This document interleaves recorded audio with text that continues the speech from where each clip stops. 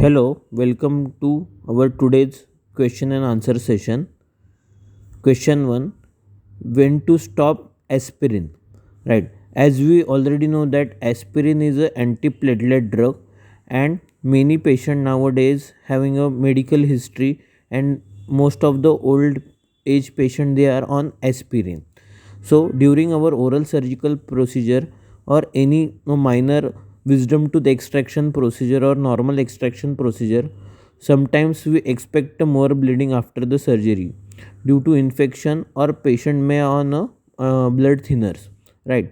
So scientifically, as per pharmacology, aspirin up to 75 milligram per day dose is not required to stop as per recent studies, but on previous studies they are mentioned that if we have to stop aspirin before surgery to control the hemorrhage during surgery, we have to stop it before 72 hours before surgery, and after surgery after 2 days we can resume their aspirin doses. But there are many medical factors to be considered during the surgeries, like other systemic factor and other local infectious factors.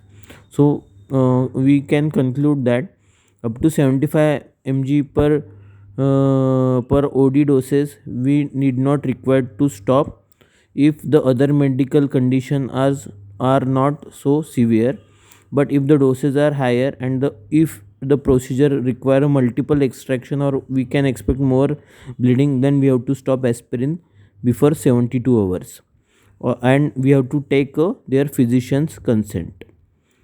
Then question 2: what are the types of biopsy?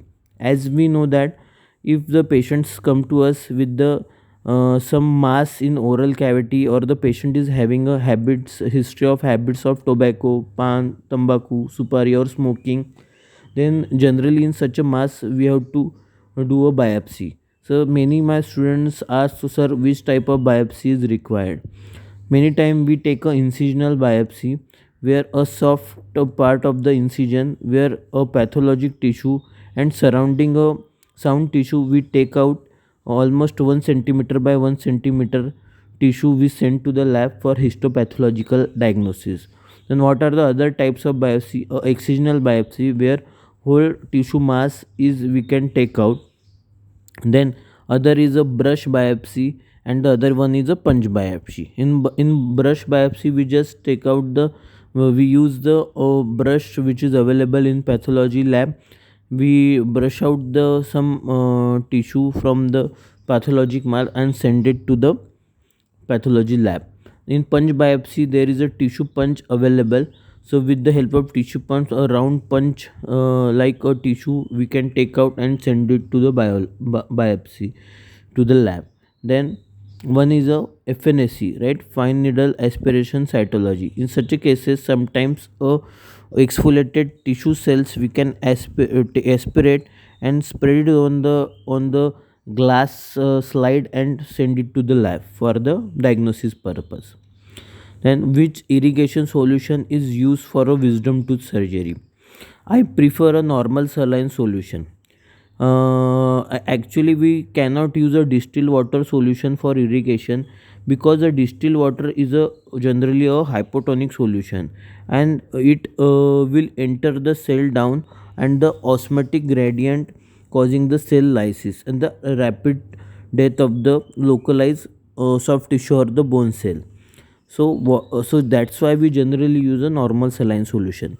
Some people use a normal saline solution with the betadine solution, but the during surgical procedure I don't use a betadine solution, because in betadine solution there is a visibility is hampered due to color of the betadine solution.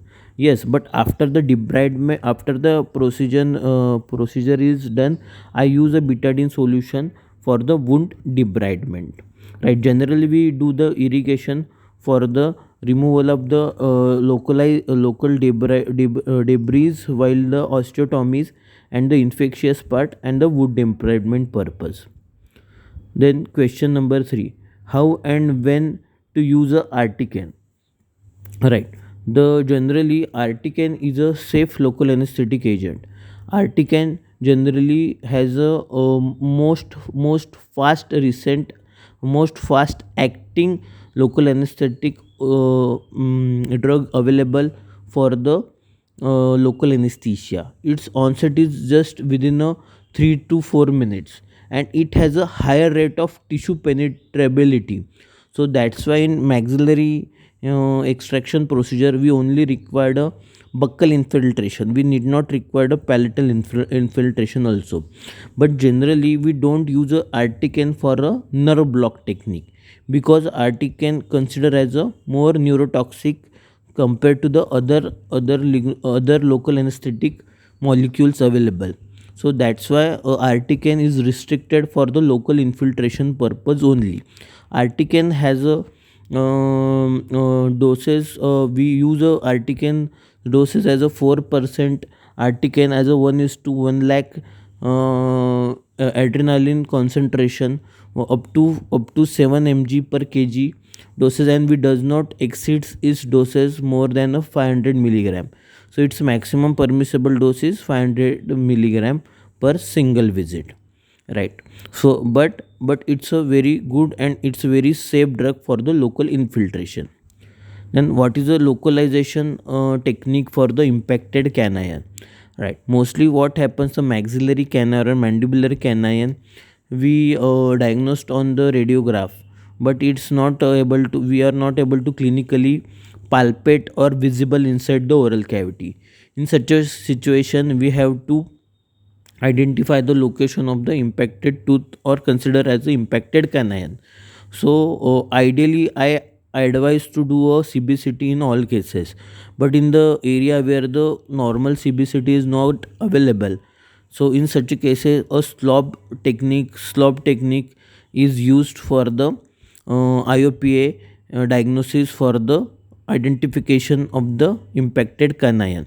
So we have to identify that the impacted tooth is more on the buccal side or more on the palatal side, right?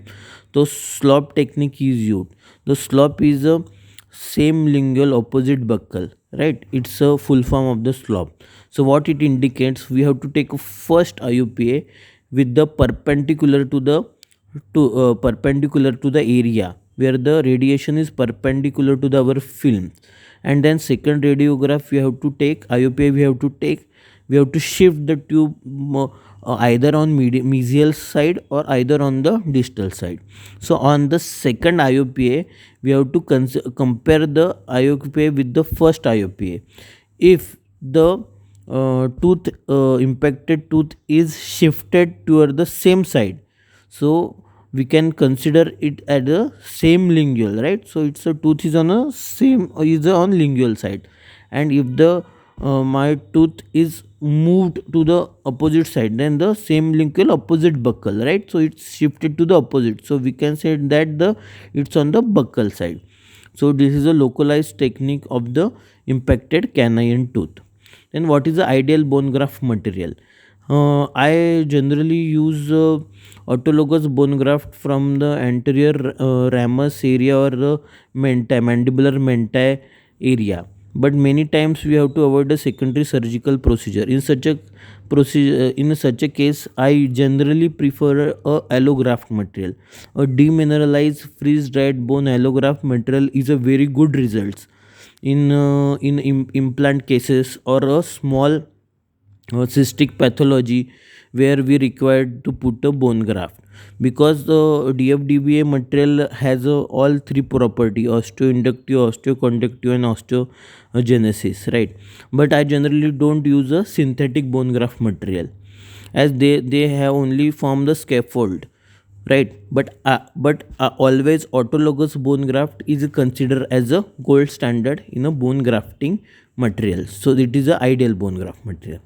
So for more such a question and answer session, please subscribe my oral surgery and beyond YouTube channel. If you are not yet subscribed, you can put your question on the comment box also, so I can address your question in my next session. So thank you for today. Please spread my YouTube channel. Thank you. Dr. Hemant Bhavnerkar from Mumbai.